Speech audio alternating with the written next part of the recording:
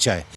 नगर परिषद आणि नगरपंचायत निवडणुकांच्या निकालाआधी राजकारण तापले। ईव्हीएमच्या सुरक्षेवरून आरोप प्रत्यारोपांची मालिका सुरू आहे। काही ठिकाणी ईव्हीएम सुरक्षित नसल्याचा दावा करण्यात आलाय। सांगलीच्या आष्टात स्ट्रॉंग रूम बाहेर 250 पोलीस। परळीमध्ये ईव्हीएमची सुरक्षा नसल्याचा पवारांच्या राष्ट्रवादीचा दावा। गोंदिया सालेकसात ईव्हीएम छेडछाड प्रकरण तापलं। निवडणुका झाल्या, मात्र निकाल 21 डिसेंबरला असल्यामुळे ईव्हीएम वरून काही ठिकाणी विरोधक आक्रमक झाले। सांगलीच्या आष्टामध्ये स्ट्रॉंग रूमच्या बाहेर 250 पोलीस तैनात करण्यात आले। आष्टामध्ये प्रशासनाच्या आकडेवारीमध्ये तब्बल 2000 मतांची तफावत असल्याचा आरोप शरद पवारांच्या राष्ट्रवादीने केला होता। पवारांच्या राष्ट्रवादीच्या कार्यकर्त्यांनी स्ट्रॉंग रूमच्या बाहेर ठिय्या मांडल्यानंतर पोलीस बंदोबस्त वाढवण्यात आला। ईश्वरपूर आणि तासगावमध्ये दंगल नियंत्रण पथक सुद्धा तैनात करण्यात आले।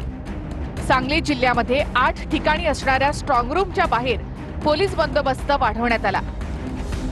आपण ईव्हीएमचे सील तोडता, आपण ईव्हीएम मध्ये मतदान झाल्यानंतर मतदान त्यामध्ये आपण करून घेता, या संदर्भामध्ये निवडणूक आयोग नेमकी कोणती भूमिका घेणार आहे का? शासनाच्या इशाऱ्यावर निवडणूक आयोग या ठिकाणी देखील पडदा टाकणार आहे का?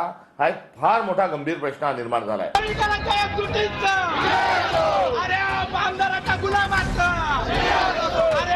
दुसरीकडे बीडच्या परळीमध्ये पवारांच्या राष्ट्रवादीनं ईव्हीएमची सुरक्षा नसल्याचा दावा केला।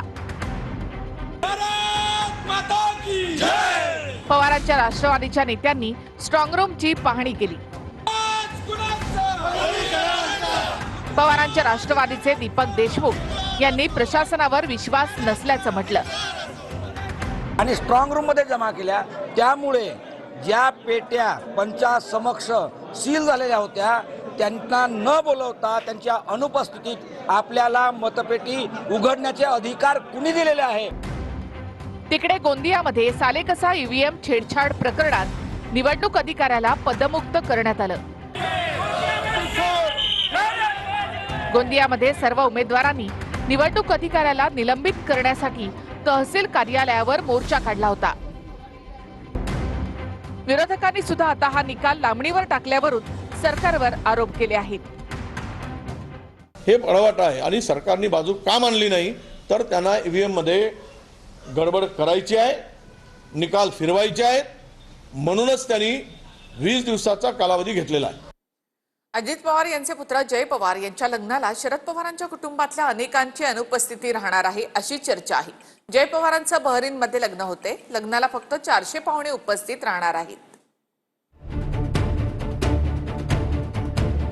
जय पवारांच्या लग्नाला मोठ्या पवारांच्या कुटुंबातल्या अनेकांची अनुपस्थिती राहणार अशी चर्चा आहे।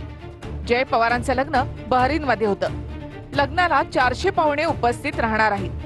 मात्र शरद पवार, सुप्रिया सुळे, दादांचे बंधू श्रीनिवास पवार जयच्या लग्नाला जाणार नाही अशी चर्चा आहे। यापूर्वी पुतण्या युगेंद्र पवार यांच्या लग्नात अजित पवार गेले नव्हते।